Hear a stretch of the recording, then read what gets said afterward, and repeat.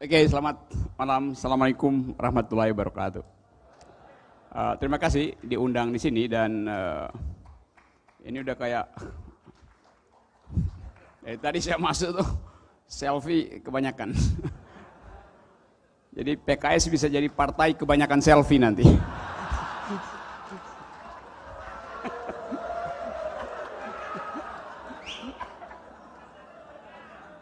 Padahal slogan PKS, no PKS, no sejahtera.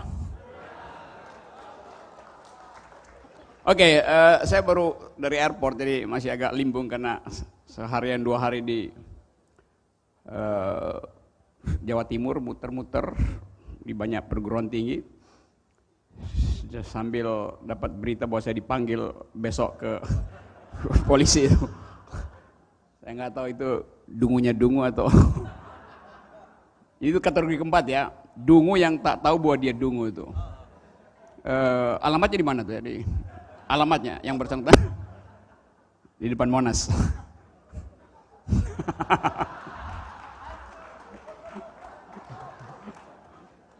Bayangkan kalau yang bicara itu Sayyidina Ali di sini, joke itu, dia pasti besok dipanggil Bareskrim tuh.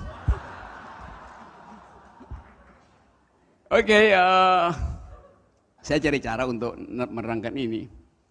Karena satu hal yang mesti kita rumuskan lebih dahulu, kalau kita memastikan hendak mencalonkan diri sebagai legislator, yaitu bahwa kita hanya berpolitik demi menghasilkan keadilan itu. Itu dalilnya itu. Politik hanya dituju oleh mereka yang menghendaki distribusi, bukan yang berupaya melakukan akumulasi itu.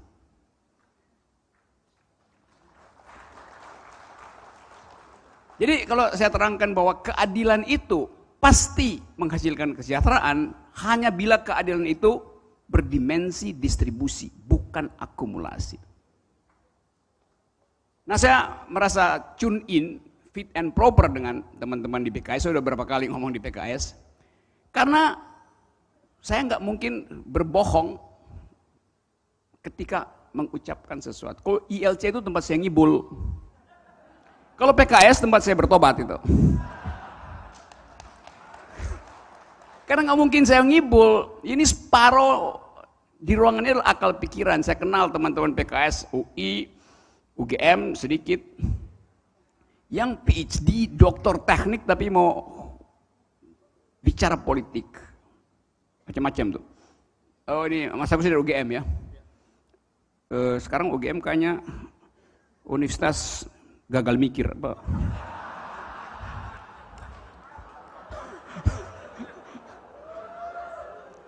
Itu air-air ini yang dulu keren mikirnya tuh.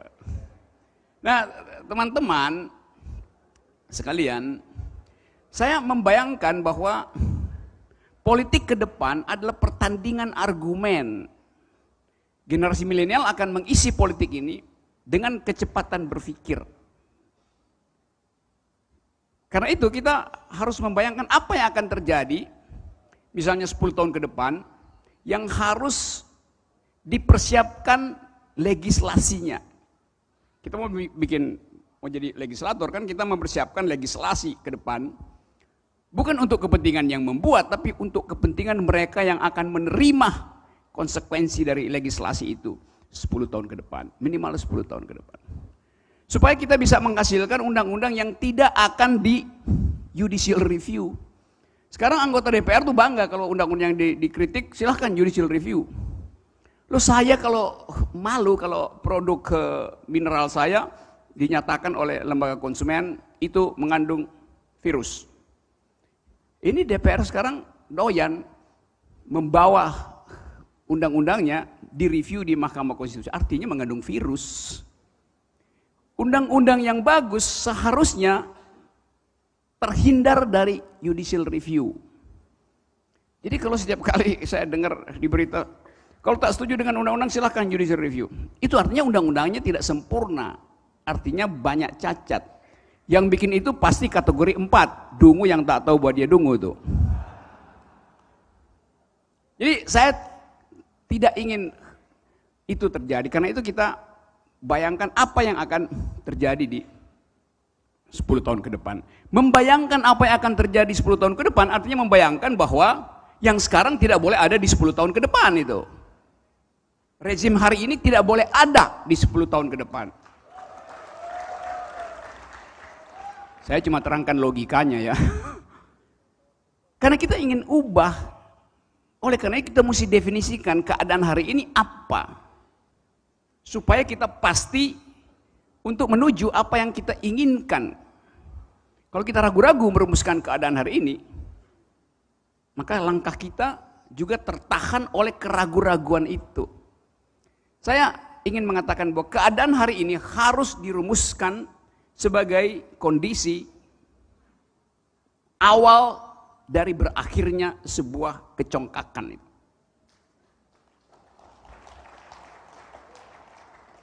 Saya pakai istilah asing, the beginning of the end. Mulainya pengakhiran.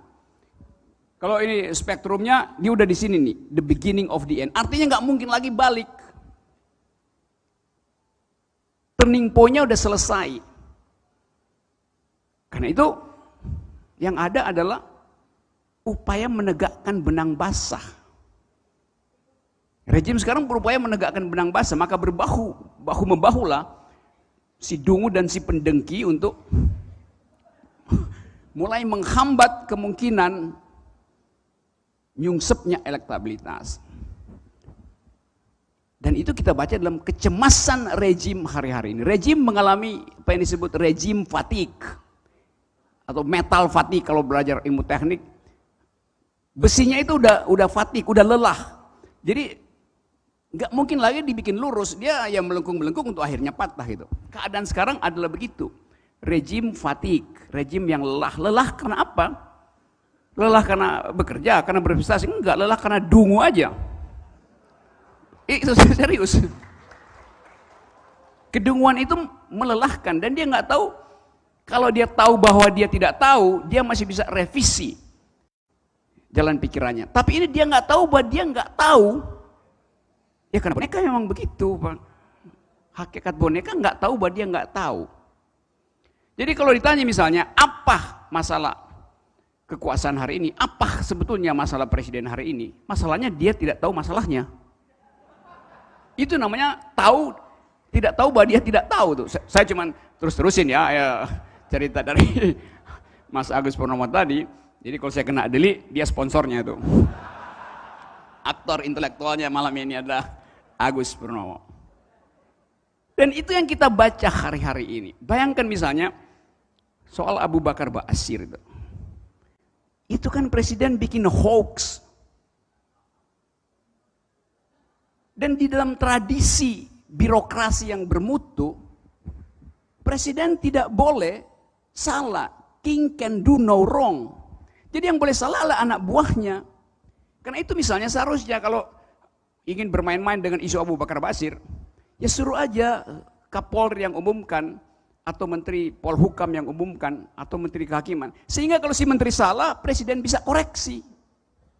Sekarang Presiden salah, dikoreksi oleh Menteri.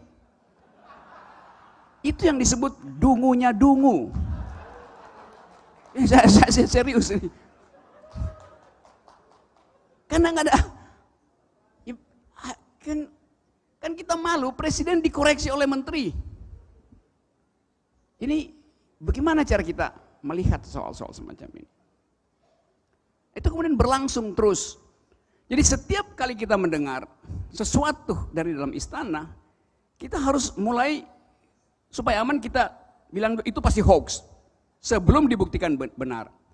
Kan mestinya itu benar sebelum dibuktikan hoax. Kalau sekarang saya pakai logika terbalik, semua yang diucapkan oleh pemerintah saya mesti sebut hoax. Supaya saya aman. Loh ini penipuan terakhir bagaimana?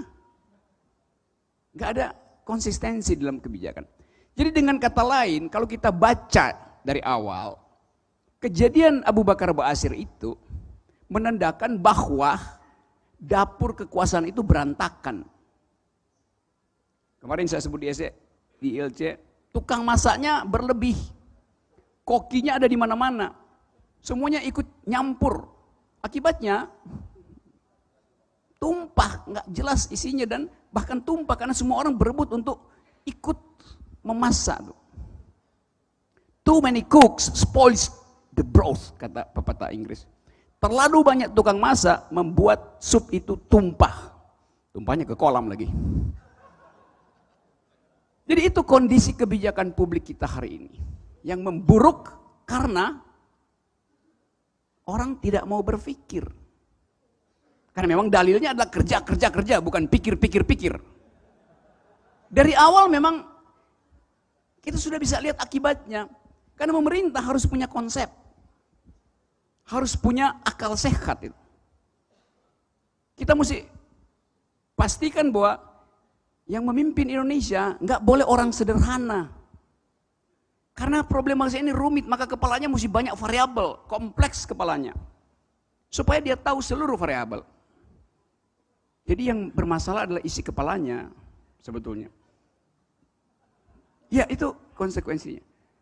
Jadi kalau seseorang misalnya merapikan rambutnya di bawah pohon, yang mesti dirapikan bukan apa yang di atas kepalanya, tapi apa yang di dalam kepalanya.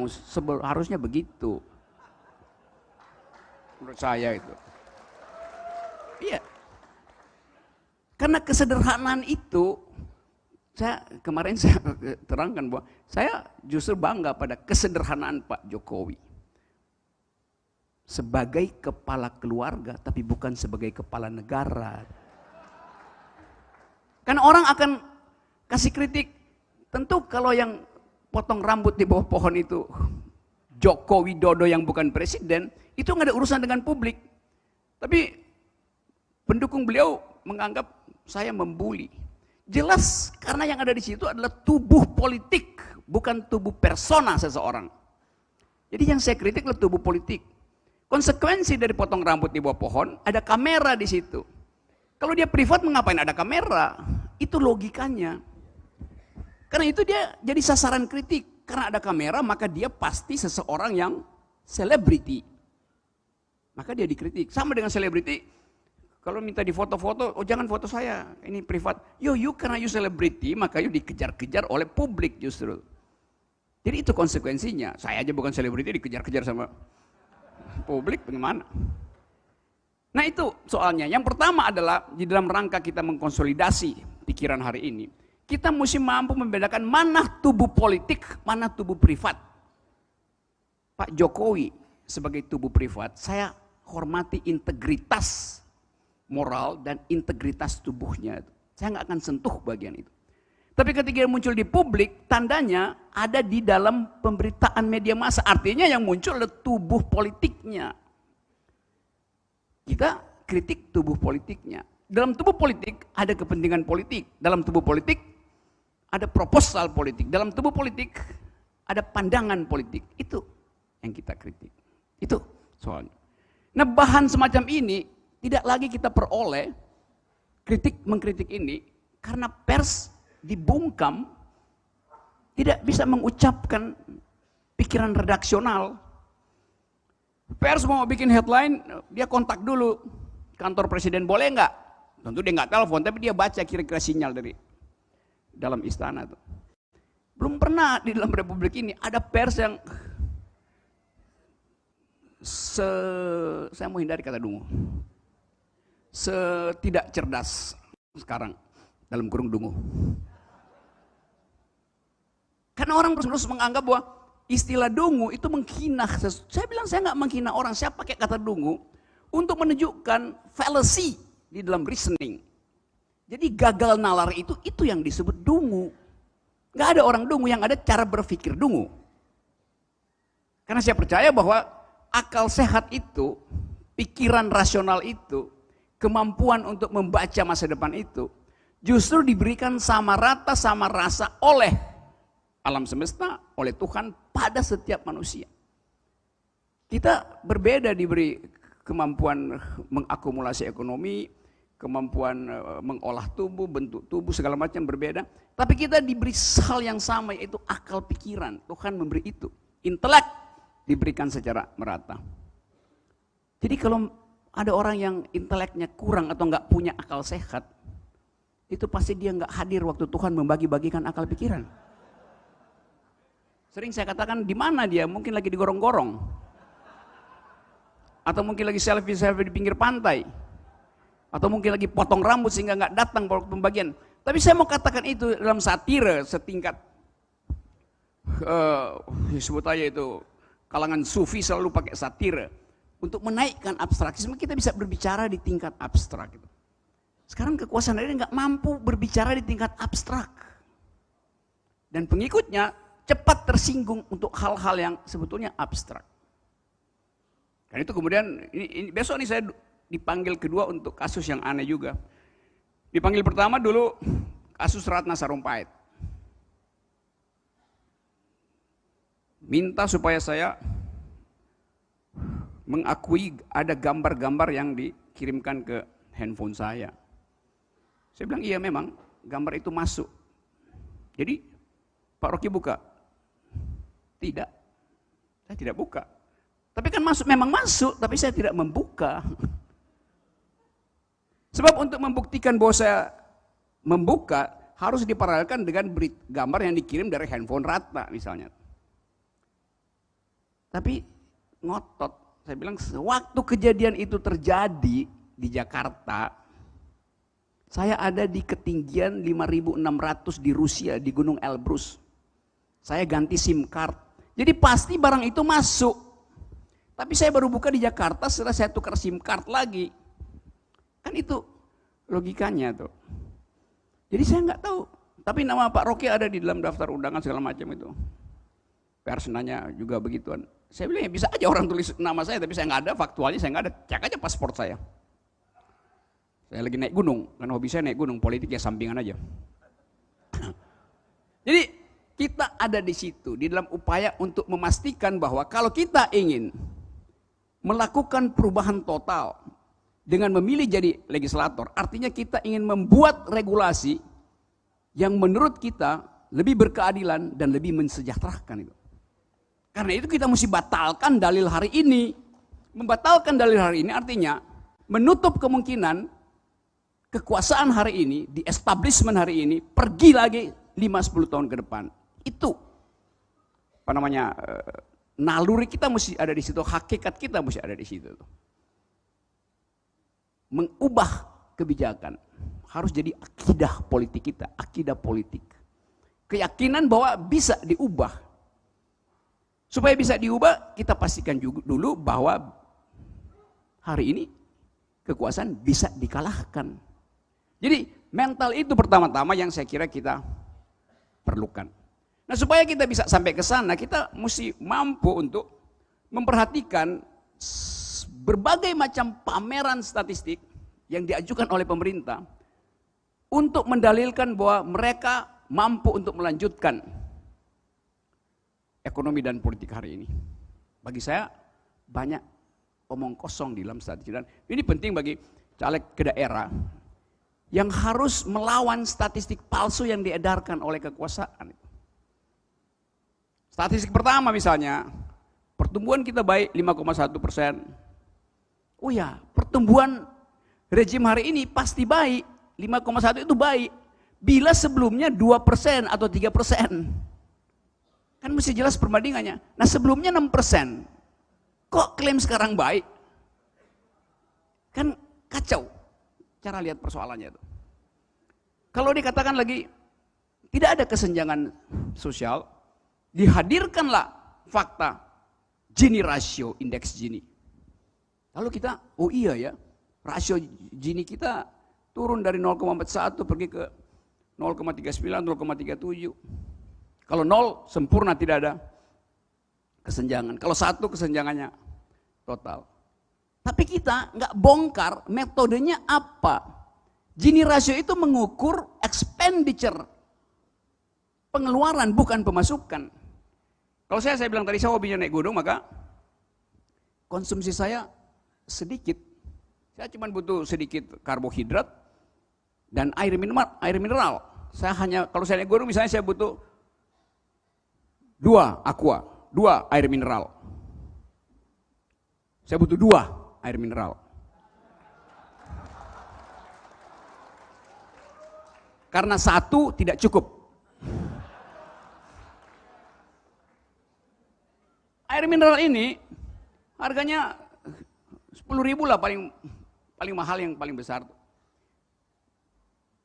Yang beginian 5.000. Dan saya perlu tahu sepotong. Kalau cuma naik gunung-gunung kecil-kecil di Jawa Barat ya cukup itu pulang pergi. Harganya 10.000. Jadi konsumsi saya satu hari adalah 10.000 rupiah. Saya nggak mau gendut, supaya bisa naik gunung saya hemat karbohidrat. Mahasiswa saya konsumsinya juga 10.000 rupiah. Karena pagi-pagi uang 5.000 dia beli soto Madura, tapi nasinya dibanyakin sama kuahnya. Supaya dia bisa makan buat seharian. Dia masih ada 5.000. Apa dia beli makan siang dan malam? Nggak cukup uang itu. Dia beli promah. Supaya nggak sakit mah.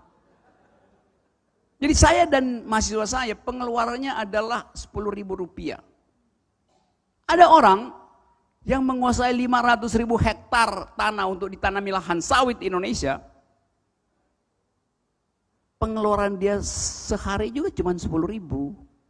Karena dokter cuma suruh dia minum vitamin C dosis tinggi karena dia banyak penyakit, jangan makan apa-apa lagi.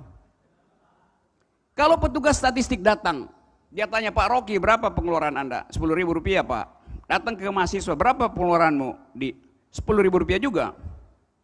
Datang ke pengusaha tadi, berapa? 10.000 rupiah juga. Padahal dia lagi membiayai sebuah partai cengeng. Kita bertiga, pengeluarannya 10.000 rupiah. Begitu diindeks, 0, artinya tidak ada kesenjangan antara saya dan dia bertiga, kita bertiga.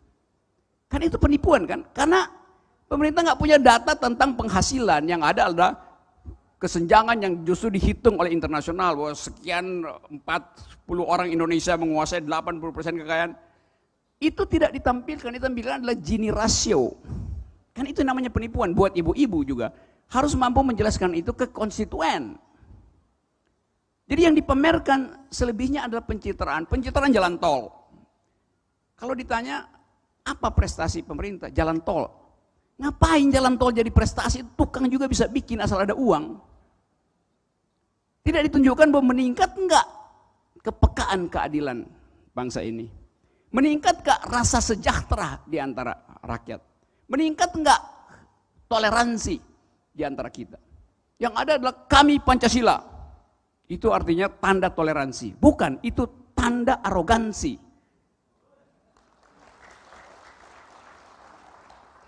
Jadi kita lihat pameran sehari-hari.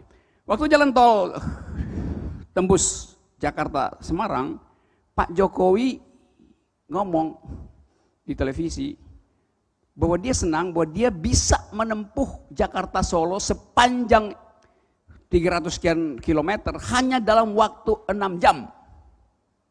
Itu yang jadi headline media massa. Kenapa tidak dibongkar logika sebaliknya? Bahwa selama 6 jam perjalanan beliau dengan 100 rombongan, bahkan lebih pasti, pas pampresnya pasti udah 100. Dalam perjalanan 6 jam itu, ada 20 warteg di Tegal yang tidak disinggahi oleh rombongan dan tidak dapat pendapatan.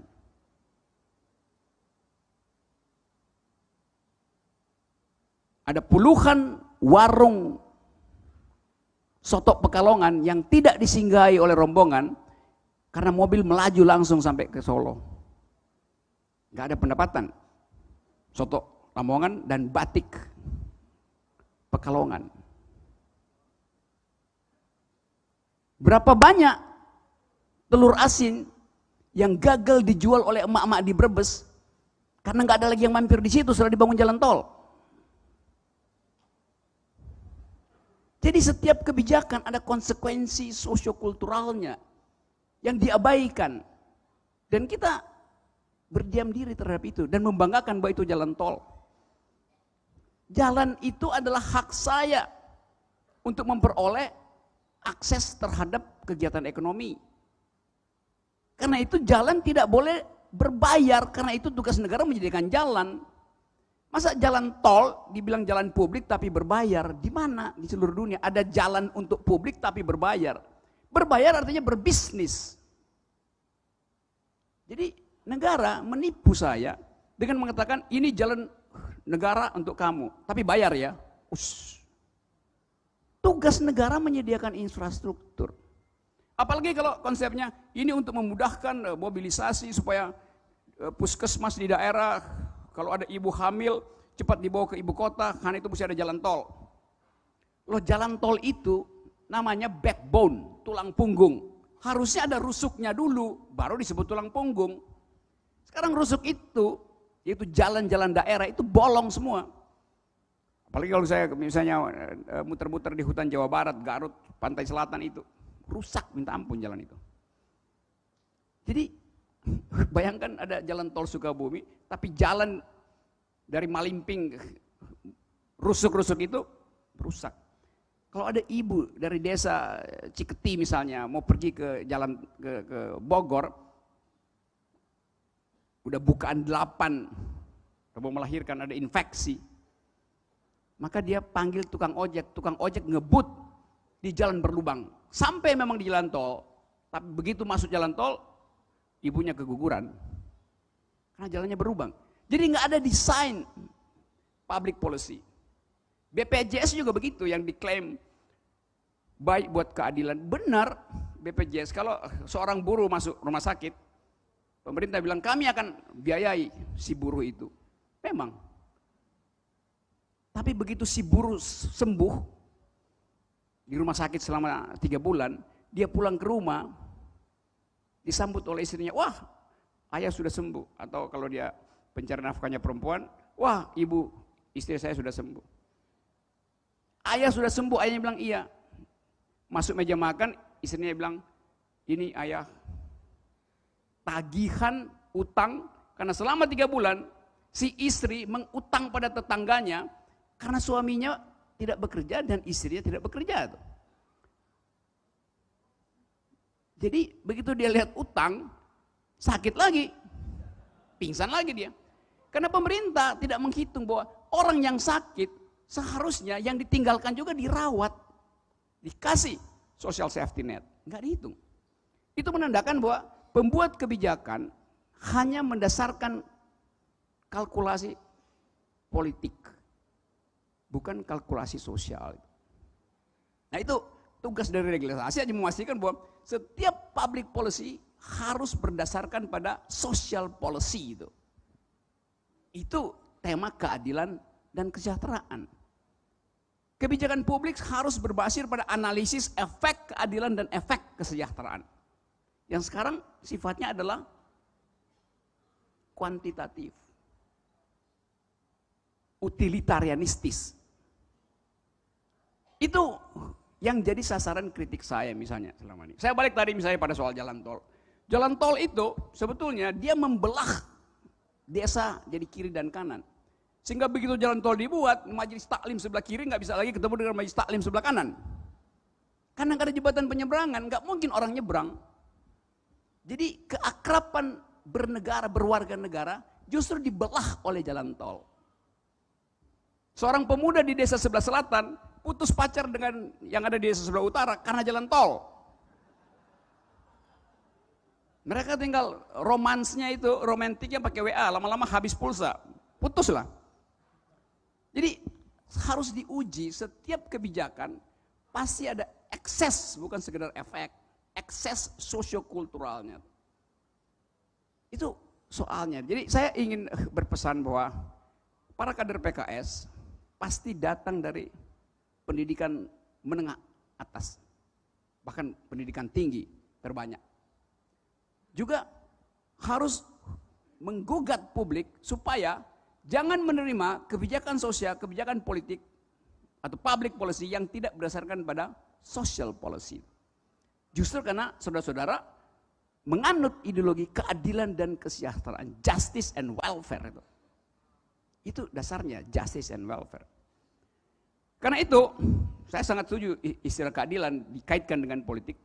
Karena dulu ilmu politik itu adalah the highest of all sciences. Ilmu yang tertinggi di antara ilmu-ilmu. Karena ilmu politik adalah ilmu untuk mendistribusikan keadilan. Dan keadilan itu bisa bervariasi dari satu negeri ke negeri lain, dari satu kampung ke negeri. Jadi si politisi itu betul-betul harus cerdas. Kalau saya belajar ilmu teknik, saya bisa bikin bangunan semacam ini, orang lain bisa bikin hal yang sama hanya dengan 2 rumus misalnya.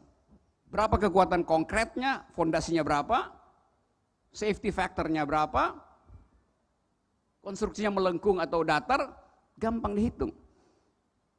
Kalau konstruksinya datar, berarti saya mesti pakai banyak pilar. Kalau melengkung saya cuma butuh 4 tiang. Karena lengkungan itu sendiri sudah menahan beban itu.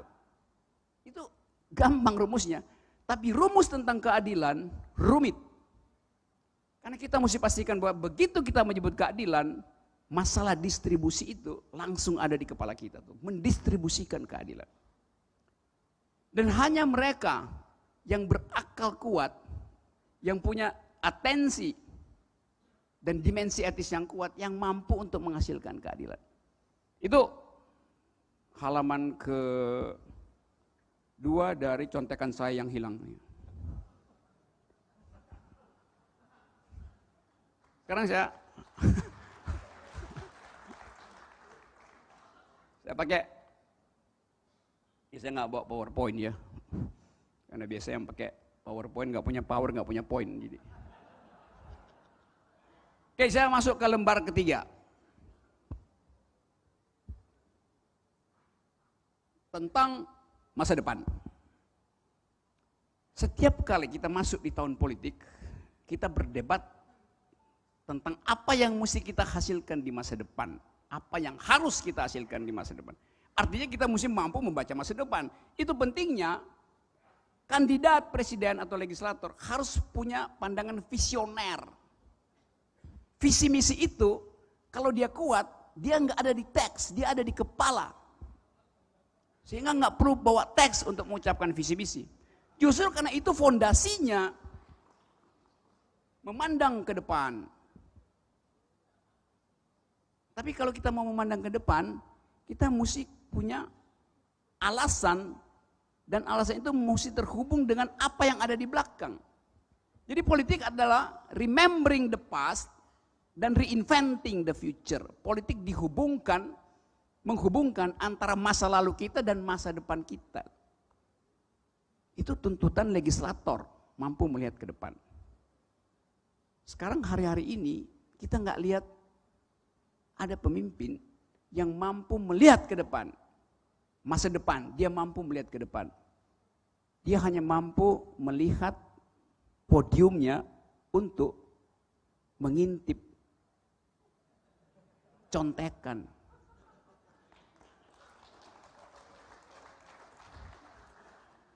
Dia melihat masa depan dengan mata, yaitu kalimat yang dituliskan oleh tim sukses di atas meja. Sehingga dia nggak bisa olah itu. Padahal masa depan harus dilihat dengan akal, dengan konsep, dengan abstraksi. Itu soalnya.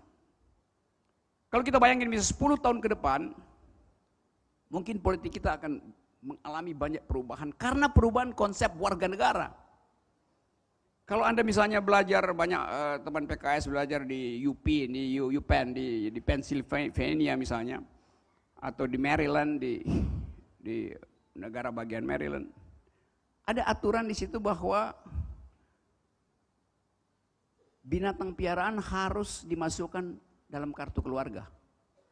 Jadi kalau anak Indonesia belajar di sana, kos pada ibu kos orang Maryland, dia lihat-lihat kok di rumah ini cuma ada 3 orang, bapak ibu kosnya dan dia, karena anak si rumah kos mungkin lagi dinas ke Bali atau Papua. Lalu dia bertanya, saya lihat ibu cuma ada 3 orang di rumah ini, kenapa kartu keluarganya tertulis 6 nama? Karena ada kewajiban bahwa kucing piaraannya harus diberi nama, dimasukkan kartu keluarga. Burung piaraannya harus dimasukkan kartu keluarga. Ular yang dipiara, ular yang cantik itu harus dimasukkan kartu keluarga. Itu aturannya. Kan ada prinsip bahwa harus berlaku adil. Semua yang Anda piara di dalam rumah harus mendapatkan hak yang sama dengan Anda. Mau dia binatang, mau dia apa. Karena Anda klaim bahwa dia ada dalam rumah, berarti dia anggota keluarga. Berarti dia mesti dirawat, diurus. Kalau ditelantarkan maka dikasih pidana. Jadi anggota keluarga kita termasuk binatang piaraan kita. Konsep yang mungkin masih absurd, tapi lama-lama itu akan masuk dalam pembicaraan publik. Siap nggak anggota legislasi untuk membayangkan regulasi baru yang mengatur kartu keluarga dengan kondisi semacam itu? Itu kita bayangkan. Nah, kecemasan masa depan juga harus bisa dipikirkan oleh seorang presiden. Kecemasan terhadap masa depan. Kalau kita klaim misalnya bahwa setiap kali Presiden Joko Widodo mengatakan kita bisa maju melompat ke depan ke arah industri 4.0. Benar, sebagai impian itu bagus. Pertanyaannya, bagaimana caranya kita bisa berkompetisi 10 tahun ke depan supaya masuk di dalam industri 4.0 itu, industri generasi keempat, bila faktanya hari ini ada 7 juta anak balita yang dalam 10 tahun ke depan akan jadi milenial mengalami nutritional stunting, kekurangan gizi itu. Anak yang periode formative years-nya balita itu kekurangan protein, kekurangan zat besi, otaknya akan menyusut 20%. Itu keadaan fisiologis begitu. Otak yang tidak disuplai oleh nutrisi pasti mengkerut. Sejumlah sel tidak bisa diaktifkan. Nah, mereka yang akan compete dengan anak Vietnam, anak Thailand, anak Singapura 10 tahun ke depan. Omong kosong. Jadi kebijakan itu kacau. Karena pemerintah lebih memilih membeli aspal daripada membeli susu buat bayi. Hak rahim ibu untuk memperoleh protein diabaikan oleh kekuasaan. Karena yang mau dipamerkan adalah proyek instan. Kita nggak mungkin memamerkan otak generasi milenial ke depan karena terlalu lama. Nah, itu pamerkan aja infrastruktur, jalan tol. Jadi itu penghinaan terhadap tugas konstitusi yang diberikan oleh para founding person kita, cerdaskan kehidupan bangsa. Bagaimana mungkin anak yang otaknya menciut bisa menjadi cerdas? Bahkan bukan sekedar otaknya menciut, begitu dia lahir, dia sudah dibebani 30 juta rupiah hutang negara. Jadi dia udah otaknya menciut, harus bayar utang lagi 10 tahun ke depan. Bagaimana caranya? Kalau kita mau berpikir radikal, kita mesti bayangkan itu. Bandingkan dengan bayi yang baru lahir di Kuwait atau di Qatar, begitu lahir langsung dapat 200 juta dari pemerintah. Karena pemerintah ingin menginvestasikan masa depan pada si bayi. Karena dia tahu bahwa masa depan tergantung pada kesehatan rahim ibu. Karena generasi tumbuh dari rahim ibu. Kalau di sini justru terbalik, emak-emak justru yang minta keadilan, bukan dapat keadilan dari negara. Kalau kita mau belajar real politics, kita nggak baca buku Duferer atau buku Peter Berger. Kita nggak perlu baca John Rawls, John Locke untuk mengetahui apa itu keadilan. Karena keadilan adalah apa yang ada di WA emak-emak dari pagi sampai malam. Itu dibicarakan di situ. Politik dibicarakan di WA grup emak-emak. Karena itu otentik, tidak palsu. Karena itu keadilan dan kesejahteraan dimulai dari kecemasan perempuan, emak-emak sejak dia bangun pagi sampai dia tidur malam. Waktu dia bangun pagi, dia udah hitung-hitung belanja ini cukup nggak untuk makan sehari. Udah politis pertanyaannya. Cukup tidak? Dengan kata lain, daya beli saya masih ada atau tidak? Mempertanyakan daya beli itu pertanyaan politik. Sebelum dia tidur malam, dia mesti pastikan bahwa sisa belanjanya cukup nggak untuk buat uang jajan anaknya di PAUD atau di SD. Jadi 24 jam ibu itu, emak-emak ini hidup dalam kecemasan politis. Bukan kecemasan eksistensial, ini kecemasan politis. Karena kegagalan negara untuk menjamin harga. Tapi besok kita baca koran, pemerintah bilang harga-harga turun kok, nggak ada inflasi. Ya memang turun karena nggak ada yang beli. Logikanya begitu. Kalau saya tidak membeli karena tidak mampu membeli, harga pasti turun. Dan itu yang saya sebut gagal dibicarakan oleh kaum akademis, kaum intelektual, bahkan oleh pers. Saya beberapa minggu lalu tuh di Banyuwangi, di bandara, seorang ayah tiba-tiba memaksa. Saya pikir dia mau selfie, enggak, dia cuma mau salaman dan ingin bicara. Saya bilang, kenapa Pak? Begini Pak Rocky, saya datang mau ke Jember, saya orang Jember, dan saya jadi petani sawit di Palembang, tapi saya asli orang Jember. Saya ingin bawa pulang 2 anak saya, 3 anak dia sekolah di Jawa Timur. Dan dia bingung di airport, dia mau katakan apa pada 2 anaknya yang akan dia bawa pulang, karena dia nggak mampu lagi untuk membiayai kuliah anaknya. Tadinya dia bilang, saya yakin bahwa saya bisa kuliahkan 3 anak saya di Jawa Timur, di daerahnya. Karena hitungannya harga sawit itu 2.500, 3.000, sekarang tinggal 700 perak Pak. Bagaimana saya mesti terangkan pada anaknya, dia mesti terangkan pada anaknya. Pasti bapak ini udah diskusi dengan ibunya. Ibunya pasti menangis. Tapi bapak itu masih berupaya akal sehat. Apa keterangannya Pak Rocky? Sehingga anak saya mengerti bahwa dia hanya mampu membiayai 1 anaknya, 2 akan dia bawa pulang ke Palembang itu.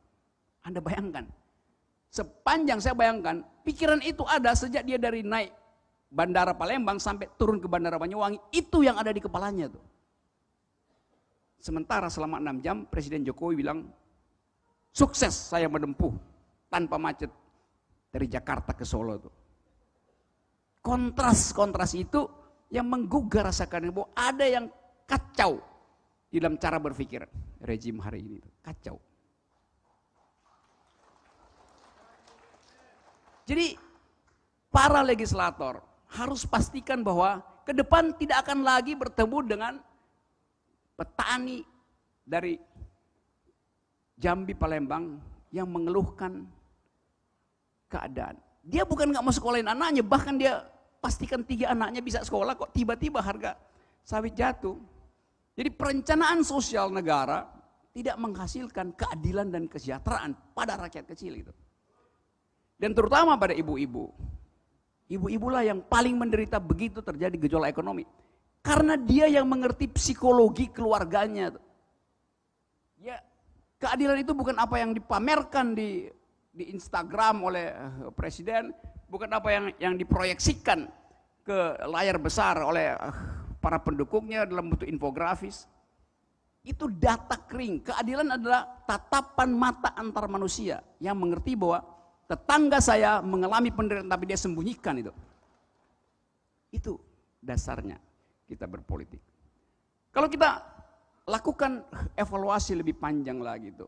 Tadi saya katakan, Presiden membayangkan industri 4.0, tetapi faktanya mereka yang akan mengisi infrastruktur peradaban 10 tahun ke depan tidak mampu untuk mencukupi kebutuhan otaknya sendiri. Jadi bisa dipastikan bahwa kita bisa punah dalam persaingan politik. Jadi kalau nggak mungkin bangsa ini punah. Kenapa? Karena NKRI harga mati. Ya itu slogan. Faktanya begini hari ini. Coba kita hitung berapa jam sih NKRI harga mati kalau terjadi konflik bersenjata di Laut Cina Selatan. Kalau perang dagang antara Amerika dan Cina berubah menjadi perang terbuka, berapa lama NKRI bisa bertahan? Hitungan strategis 14 jam. NKRI betul-betul mati. Kenapa? Karena kalau jalur itu dijepit oleh armada ke-7 Amerika, dari Okinawa dia turun ke Pakistan, Pakistan dia turun naik ke Okinawa, dia jepit di situ, kita berhenti suplai energi, karena itu tempat suplai energi Indonesia. Karena kita nggak mandiri secara energi. Suplai pangan, beras, bawang putih, kedelai dari Amerika, nggak bisa lagi masuk lewat Cina Selatan. Radarnya dikacaukan. Karena Amerika tunggu kalian adalah proksinya Cina. Kita mesti bayangkan itu sebagai kalkulasi. Presiden harus mampu untuk memperlihatkan bahwa ada kemungkinan terjadi eskalasi dan apa persiapan politik dan ekonomi bangsa ini. Nggak ada tuh dibicarakan. Padahal itu poin yang lagi hangat di dalam politik regional. Dalam 14 jam kita berhenti. Dalam 14 jam itu berapa banyak kandungan ibu-ibu yang seharusnya menghasilkan generasi pemikir terpaksa mengalami infeksi dan keguguran karena antibiotik tidak lagi masuk, karena kita masih import antibiotik, belum bisa bikin sendiri. Kita bisa ambil obat Cina, tapi WHO bilang ya boleh, tapi cara pembuatan obatnya tidak bersih, bahaya. Jadi NKRI kalau dicepit di situ bisa bertahan bila kita bukan negara importir. Karena kita negara importir, begitu dijepit selesai bangsa ini. Jadi masuk akal kalau siapa Pak Prabowo pernah bicara ini bisa lumpuh, memang bisa. Potensial lumpuh, banyak betul negara yang lumpuh hanya karena gagal untuk mengantisipasi masa depan itu. Bahkan bisa lumpuh karena gagal mengaktifkan demokrasi itu. Kalau sekarang dipertanyakan apa yang dilakukan presiden terhadap demokrasi, nggak perlu dipertanyakan itu. So presiden hari ini sudah ada dalam sistem demokrasi. Yang dipertanyakan mengapa demokrasi mundur justru dalam kepemimpinan 4 tahun ini. Ada perpu membubarkan ormas, ada segala macam. Ada kasus hukum yang nggak jelas itu. Jadi justru demokrasi kita mundur. Dalam catatan para pengamat internasional, indeks demokrasi kita drop, turun. Jadi begitu banyak persoalan ada di dalam kehidupan kita. Masih lanjut apa? Waktunya habis. Waktu yang habis itu waktu 01 yang habis. Karena itu saya sebutnya the beginning of the end. Saya lanjutkan imajinasi saya. Kita mau berpikir bahwa nanti 10 tahun ke depan kehidupan robotics akan masuk ke Indonesia. Karena perkembangan teknologi informasi, karena kecerdasan buatan itu bertumbuh setiap 20 hari ada penemuan baru dalam cognitive science, Yunto, artificial intelligence. Sehingga orang dunia ini mulai cemas bahwa kehidupan manusia akan diambil alih oleh robot. Di Jepang beberapa hotel resepsionisnya adalah robot, bukan lagi manusia. Jadi kita cemas bahwa hidup kita akan dikendalikan oleh robot. Kecemasan itu membuat seorang anggota parlemen parlemen Inggris, mengundang seorang robot ke ruang parlemen, ruang anggota DPR, sidang DPR, lalu robotnya ditanya, menurut Mas Robot, atau Bro Robot, ini kejadian serius, apa nasib manusia atau bagaimana nasib kami manusia 10 tahun ke depan?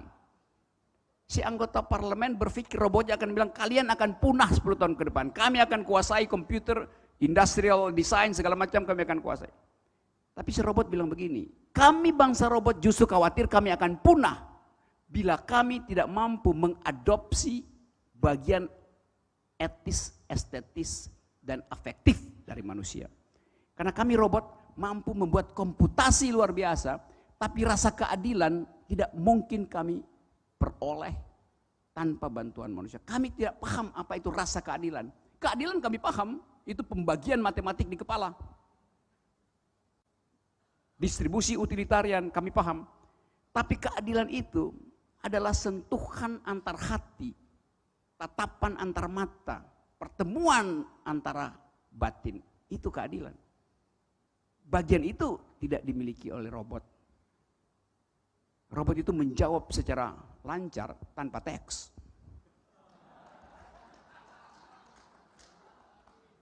Itu beda robot dan boneka. Jadi kita membayangkan bahwa hidup ke depan kita mesti berbagi kegiatan dengan aktivitas robotik itu. Kita khawatir kita nggak mampu mengkomputasi pikiran, karena sekarang komputer super terbaik itu bisa lakukan komputasi 20 triliun miliar, jadi 20 miliar triliun aktivitas matematik dalam 1 detik. kemampuan kecepatan komputasi. Tapi saya katakan tadi, kalau begitu partai keadilan sejahtera hapus saja, kan robot bisa lakukan pembagian matematik di kepala. Tapi welfare dan justice adalah bagian rohani dari manusia yang tidak bisa sekedar diandalkan dari APBN itu. Itu duduk perkaranya. Jadi saudara-saudara, saya menaruh harapan bahwa ada sebuah partai yang sejak reformasi saya kenal didesain dengan akal pikiran, dengan metode partai modern itu.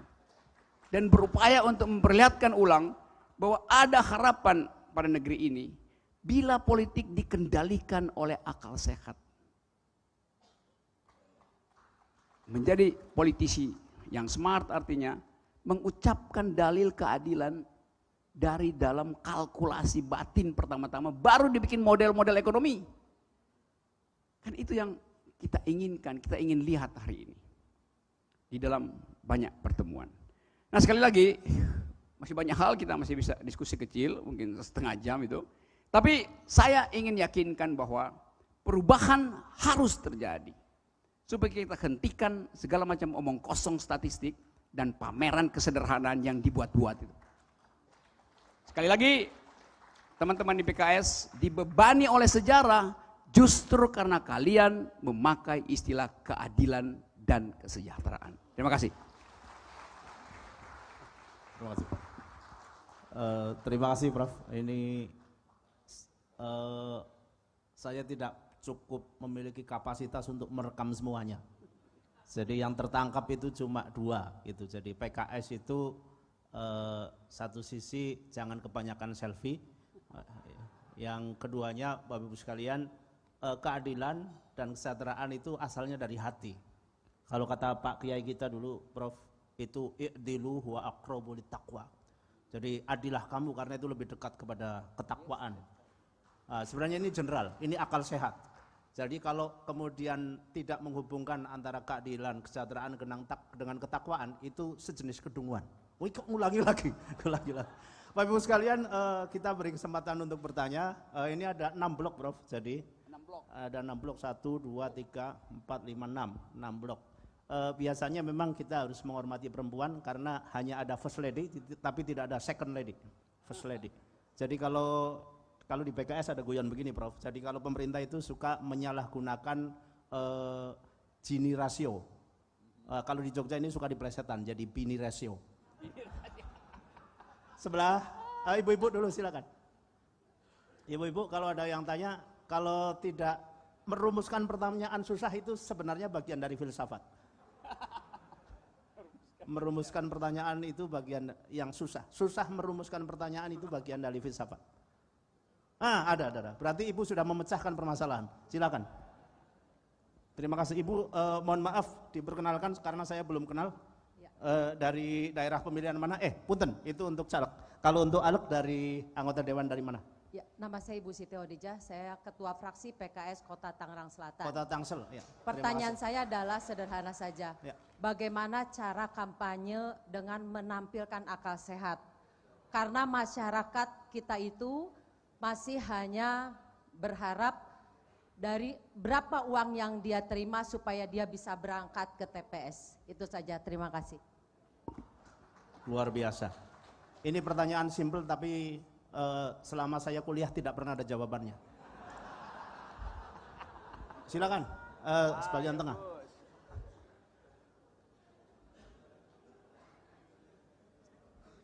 Jadi justru survei dari UGM, Prof, jurusan ilmu politik itu makin kesini makin banyak yang seperti itu. Nah, silakan Pak. Assalamualaikum warahmatullahi wabarakatuh. Waalaikumsalam. Selamat malam Pak Rocky. Mendengar pemaparan Abidin dari Sumbawa Barat, Sumbawa Barat, Nusa Tenggara Barat. Iya, banyak orang pintar dari sana. Iya, termasuk saya insya Allah. Mendengar penjelasan dari Pak Rocky Gerung tadi, sudah menjadi kesimpulan bagi kita semua, dan semoga menjadi kesimpulan bagi masyarakat Indonesia, bahwa pemerintahan ini harus diakhiri. Tetapi ini bukan kita pesimis gitu. Sepertinya akan berat tugas Prabowo ke depan. Karena mendengar penjelasan yang kita membawa suatu yang ideal dengan kondisi realitas sekarang ini gitu ya. Itu sangat berat. Dan beratnya tugas Prabowo itu pasti menjadi beratnya tugas PKS juga ke depan. Tuh. Sehingga satu pertanyaan singkat dari saya, kalau satu enggak boleh sebenarnya Pak, dua jadinya gitu ya. Ya. Pertama, bagaimana Bapak melihat prospek PKS di pemilu 17 April 2019 ini dari pengamatan yang Bapak lihat selama ini? Karena kalau kita baca survei-survei yang dibuat oleh kelompok-kelompok sana itu selalu di bawah 4% itu. Tapi berdasarkan akal sehat Bapak kira-kira seperti itu, kira-kira PKS di 17 April ini bagaimana? Itu yang pertama. Sekarang tadi berapa? Ya. Kata survei hari ini berapa? Survei hari ini berapa? Katanya sih di bawah 4 semua, kalau menurut kelompoknya Pak Jokowi gitu ya. Ya. Yang kedua, bagaimana saran dari Pak Rocky kepada kami yang berada di daerah ini untuk membuka akal sehat masyarakat itu gitu. Ya. Mirip dengan pertanyaan dari Ibu tadi, karena masyarakat kita ini kan suka yang dipertontonkan tadi, yang cukur rambut di bawah pohon itu suka dilihat gitu, masuk gorong-gorong itu suka dilihat. Gitu. Tapi dia tidak pernah berpikir bahwa peluang untuk menggratiskan SIM STNK dan lain sebagainya itu tidak dipikir bahwa itu akan masuk dalam pemikiran jangka panjang. Jadi mungkin ini dua hal ini yang saya butuh penjelasan dari Bapak. Terima kasih. Assalamualaikum warahmatullahi wabarakatuh. Waalaikumsalam. Berikutnya, pertanyaan berikutnya, ada lagi? Tidak ada? Ini yang pakai seragam kepanduan? Kepanduan atau bukan? Kepanduan. Silakan sebelah sana dulu, Pak siapa? Mik. Ini ada bocoran Pak. Ini bocoran sebelum beliau menjawab, ada bocoran firasat dari langit. Jadi kalau presiden yang pernah sekolah ke luar negeri itu tidak bakat otoriter. Lanjut Pak, silakan pertanyaan. Terima kasih. Salam hormat Prof. Ditunggu kedatangannya di Kerinci lagi. Oh Kerinci, sudah sampai. Iya, pernah daki gunung Kerinci sama-sama. Jadi saya melihat ada dua fenomena. Saya tidak tahu ini dari Tuhan atau alam kan. UAS dan Rocky Gerung. Dan mudah-mudahan ini juga pertanda bahwasanya Siapa tadi? Lili. UAS. UAS. Oh salah, itu Ustadz Abdul Somad. itu Ustadz akal sehat, UAS.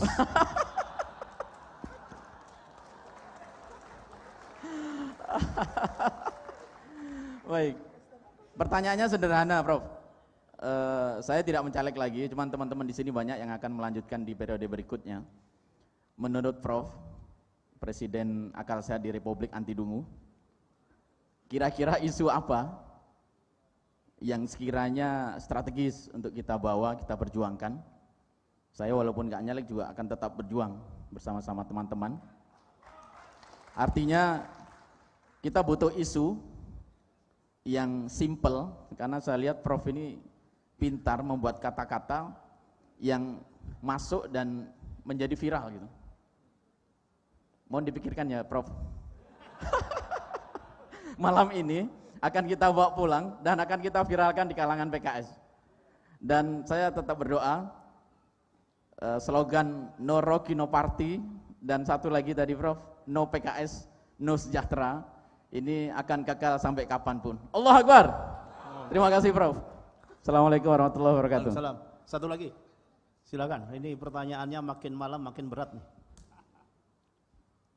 Satu lagi, silakan Pak. Mohon maaf dibatasi dulu. Pak Sugeng ini karena teman saya, jadi saya kenal. Ini agak ini apa namanya, urusan pertemanan tapi tidak terlalu buruk. Asobia. Ya silakan Pak Sugeng. Terima kasih Prof Rocky, selamat malam. Ini orang Solo Prof, jadi perlu hati-hati.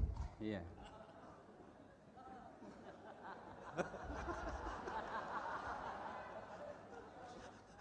Barusan saya mengupload di Facebook sebuah gambar. Barusan pagi tadi di depan sekretariat DPC PKS kecamatan kami berada dipasangi spanduk merah, persis di depan. Padahal di Solo itu ada peraturan wali kota yang melarang hal itu, radiusnya 50 meter minimal gitu. Jadi yang membuat peraturan adalah wali kota yang merah, spanduk yang terpasang juga adalah spanduk yang berwarna merah. Jadi saya berkesimpulan ini kedunguannya kayaknya kok merata gitu, Bro. Dari bawah sampai ke atas gitu. Dari atas sampai ke bawah.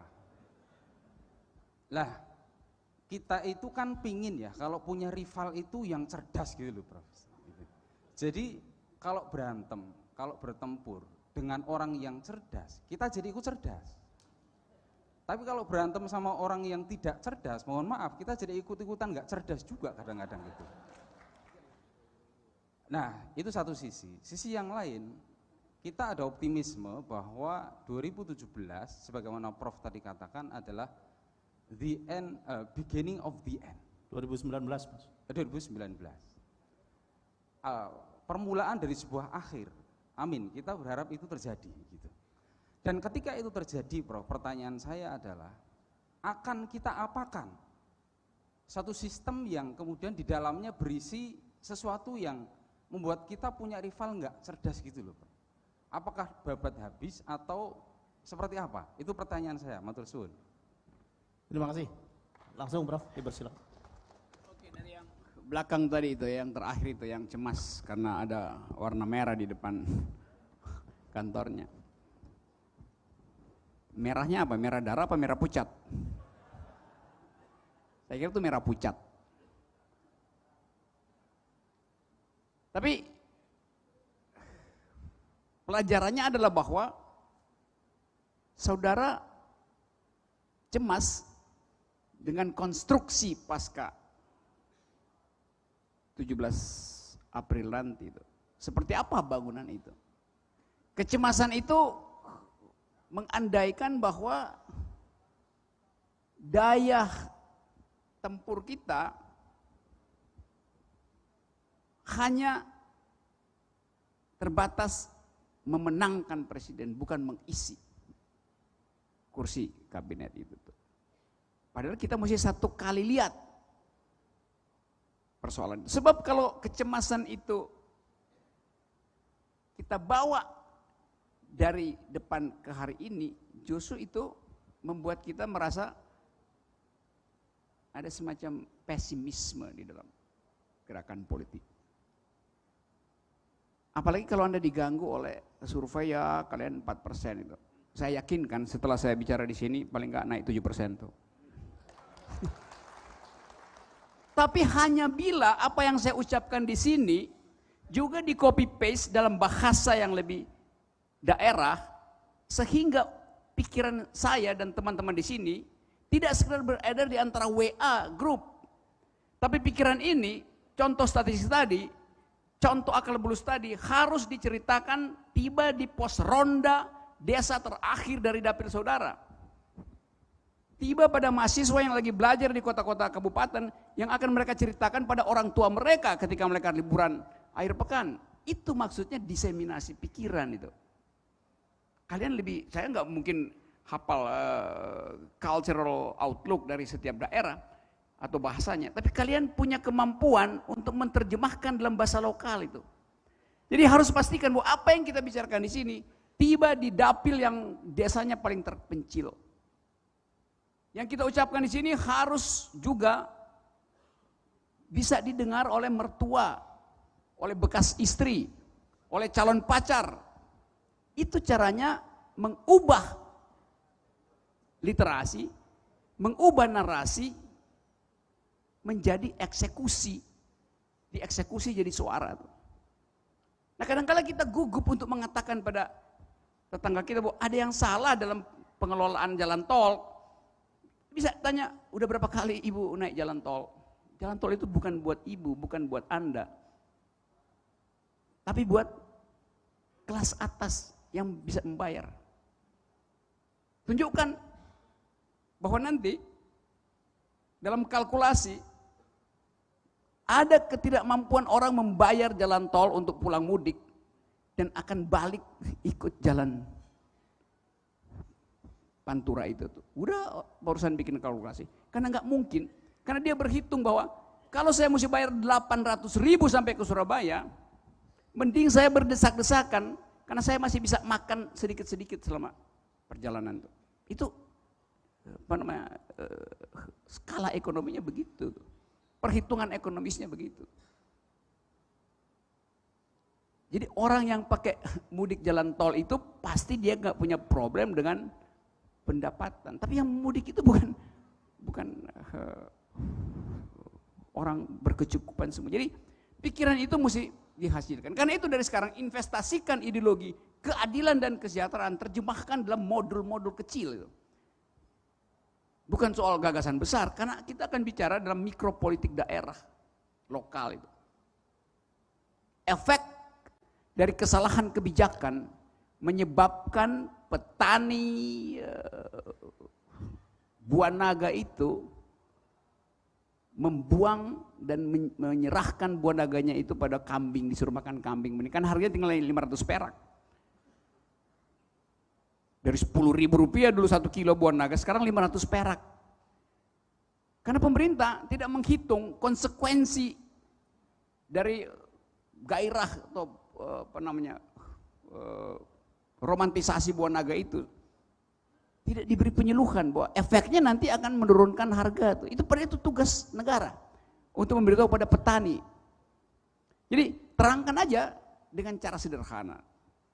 Yang kedua adalah pastikan bahwa gagasan keadilan dan sejahtera itu harus ada di dalam pemerintahan berikutnya. Tentu Pak Prabowo lebih Indonesia menang. Ya, itu slogan yang penting karena harus bertarung dengan petahana. Tapi setelah menang, keadilan harus dirasakan oleh yang menang. Kesejahteraan harus dirasakan oleh yang menang. Jadi menang karena ingin adil. Menang karena ingin sejahtera. Harus ada kalimat berikutnya. Itu caranya. Supaya pemerintahan berikutnya tahu bahwa dari awal menang itu untuk adil dan sejahtera. Kondisikan itu sehingga ada di kepala kabinet nanti. Dan dengan cara itu ada klaim dari PKS terhadap slogan itu yang secara ideologis bisa berubah menjadi kebijakan itu. Soal kecil kan. Mengambil sinopsis itu sehingga bendera PKS tidak lebih rendah misalnya dari bendera Gerindra atau bendera Demokrat atau bendera PAN. Kan itu soal karena kita, saya bilang kita nih, saya anggap aja saya bagian. Karena kita sama-sama menginginkan ideologi keadilan itu dipahami secara politis, bukan secara ekonomis. Karena keadilan artinya kehendak untuk mendistribusi, mesti ada drive politik. Itu poin penting di situ. Yang kedua tentu PKS kelebihan akal sehat dan surplus IQ, dan itu mesti dipamerkan di dalam perdebatan. Karena saya masih menghitung bahwa kelas menengah di kota-kota besar juga masih terpukau dengan kemampuan PKS untuk mengolah isu secara cerdas dan tentu cerdik. Nah, saya tidak tahu apa kondisi di Medan, kondisi di NTT, NTB, tapi saya mau kasih gambaran umum aja bahwa keadaan itu adalah keadaan yang memang menantang kita untuk mencari sinopsisnya apa, keadilan sinopsisnya di Riau apa sih? Jadi jangan takut dengan promosi bahwa kalian nggak mungkin bisa lakukan apa-apa. Bahkan sekarang orang bicara tentang teror global, bahwa perang nuklir akan terjadi, semua orang bersiap mempersiapkan senjata nuklir. Padahal akhirnya nggak ada gunanya yang disebut deterrent effect itu. Karena senjata nuklir artinya tergantung pada informasi satelit yang disuplai untuk membackup persenjataan nuklir. Kalau satelitnya diganggu, macetlah senjata nuklir itu kan. Itu gampang aja logikanya tuh. Suplai energi dunia itu bukan lagi pakai kapal kebanyakan. itu pakai pipa bawah tanah. 20% dari minyak dunia itu disuplai pakai pipa bawah tanah. Jadi nggak usah bom pesawatnya, nggak usah bom tankernya, putusin aja di bawah tanah jalur energi itu, apa namanya, pipeline laut itu. Jadi ada banyak teknik yang sifatnya lokal yang mesti kita ketahui. Apakah di satu daerah ada nuklir atau sekedar apa namanya, serat optik di bawah tanah. Itu keahlian saudara-saudara sebagai caleg. Saya nggak mungkin kasih jawaban. Kalau saya kasih jawaban artinya saya sok tahu tuh. Karena saya mesti kasih jawaban 27 provinsi begini-begini, itu nggak mungkin. Dan tidak ada gunanya. Tapi saya percaya bahwa sikap mesti diambil. Jadi mentalnya bukan apakah saya pesimis atau saya optimis. Saya mesti jawab, saya determinis. Tidak pesimis, tidak optimis, saya determinis. Artinya, saya akan melangkah. Jadi, hanya itu energi mental kita. Karena kita menginginkan tidak ada kelanjutan dari pemerintahan yang dungu, dari pemerintahan yang tidak mampu menghasilkan keadilan. Karena itu, kita ambil alih momen itu, supaya ideologi kita, jalan pikiran kita diucapkan dan diberlakukan 10 tahun ke depan minimal. Jadi itu soalnya tuh. Lalu apa tadi ya? Sama ya pertanyaannya. Masih penasaran? 2 lagi. Silakan Pak. Sebelah belakang sama sebelah sini. Kalau ini saya kenal Pak Amir Liputo. Soal money politics saya tambahkan. Money politik. Memang itu menghantui kita, tapi saya baca riset terakhir dari satu lembaga survei yang terandal. Kesimpulannya begini, money politics masih akan berlangsung, tetapi efeknya tinggal 30%. Jadi berlangsung artinya masih ada uang beredar, tapi tidak akan berefek pada pilihan di kotak suara. Jauh drop itu. Riset 2000 pilkada kemarin juga diriset dan memperlihatkan itu bahwa tren turun. Memang ada money politics, tapi efeknya pada kotak suara drop tinggal 30%. Jadi percayalah bahwa efek dari WA emak-emak itu juga sampai di desa-desa tuh. Jadi agak susah menipu hari ini, kecuali memang ingin bangkrut. Jadi silahkan money politics, Anda pasti bangkrut itu. Ya, silakan Pak, langsung. Mic. Ya, terima kasih Pak Prof. Rocky Gerung. Saya sering dengar bahwa pemimpin itu representasi dari rakyatnya. Jadi kalau pemimpinnya dungu, mestinya rakyatnya dungu juga. Saya mohon tanggapan itu yang pertama. Terus yang kedua, sebetulnya yang jadi persoalan hari ini adalah bagaimana kita memenangkan akal sehat dan hati nurani. Sementara situasinya dominasi dengan kepalsuan dan keserakahan. Jadi idenya kita setuju Prof, tapi bagaimana kita memenangkan akal sehat dan hati nurani di Indonesia 17 April 2019. Terima kasih Prof. Masih satu lagi Prof. Satu lagi Pak Amir Liputo, Ustaz Amir Liputo. Baik, sebentar.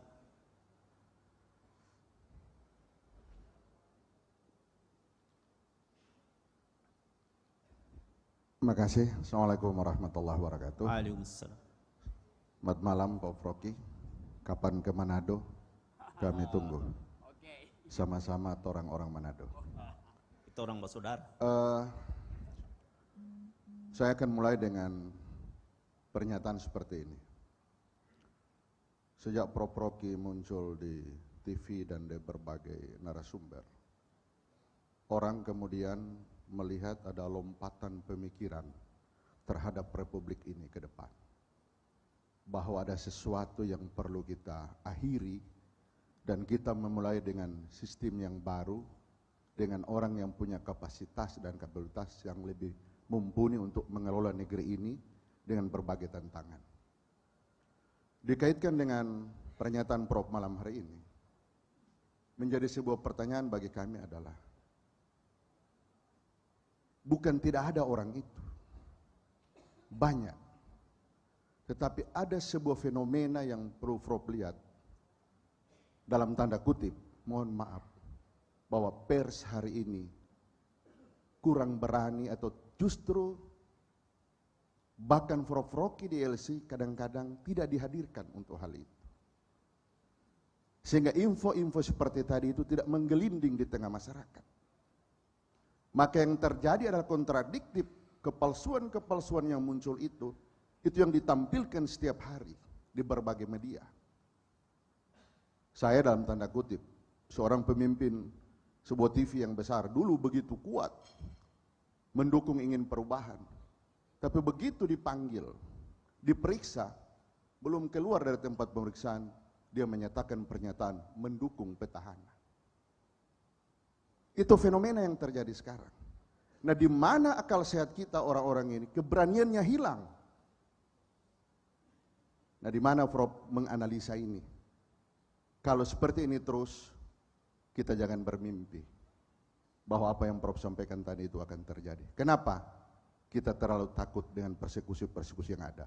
Saya yakin dan percaya Prof besok akan dipanggil, tidak akan takut dan itu, dan terus menyuarakan suara kebenaran. Terima kasih. Ya, terima kasih Pak Amir. Ini ada kisah yang bagus dari Itali. Itali dulu pernah ada kisah Perdana Menterinya namanya Berlusconi. Dia punya salah satu klub yang populer di sana dan punya TV dan perusahaan pers itu hampir mayoritas. Tapi yang terjadi ya nanti dibaca aja, nanti jawabannya beliau. Yang terjadi dibaca aja, gimana kisah Berlusconi itu, dia dengan sangat dominan tapi akhirnya kemudian membuat Italia itu bangkrut. Kira-kira begitu kalau kisah sedihnya ini mau dilanjutkan gitu ya. Jadi makanya jangan bikin bangkrut Indonesia gitu. Silakan Prof. Oke, ada pepatah Itali bilang begini, El sueño de la razón produce monstruos. El sueño de la razón. Akal yang tidur akan membangunkan monster itu. Jadi kalau kita berhenti berakal, maka kita mengundang monster untuk menguasai malam. Besok pagi kita bangun, 2 periode betul-betul terjadi. Kan itu saya mengandalkan belusukan akal sehat. Setiap hari, setiap minggu saya 3-4 kali ada di kampus daerah. Dan pengetahuan saya mengatakan bahwa